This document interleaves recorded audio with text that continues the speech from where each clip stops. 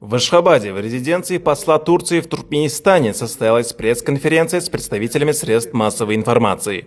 Чрезвычайный полномочный посол Турецкой Республики Ахмед Демирок представил обзор ключевых достижений двустороннего партнерства за 2025 год. Особое внимание на встрече было уделено началу поставок туркменского природного газа в Турцию. Глава дипломатической миссии охарактеризовал этот шаг как исторический этап в энергетическом сотрудничестве, подтверждающий статус Туркменистана как надежного мирового поставщика энергоресурсов. В ходе доклада посол также отметил рост экономических показателей. Взаимный товарооборот достиг $2 миллиардов. При этом общая стоимость инфраструктурных проектов, реализованных турецкими компаниями в Туркменистане за годы независимости, превысила $54 миллиарда. В завершении встречи Ахмед Демирок подчеркнул важность культурных и образовательных связей, выразив уверенность, что в 2026 году стратегический диалог между Анкарой и Ашхабадом продолжит активное развитие.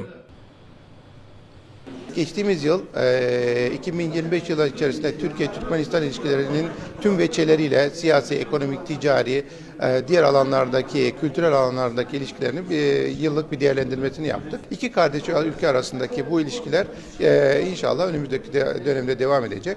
Başta Devlet Başkanımız Sayın Serdar Berdimuhamedov ve Milli Liderimiz, hürmetli arkadaşımız Gurbanguly Berdimuhamedov olmak üzere tüm Türkmen yetkililere de teşekkürlerimi sunuyorum.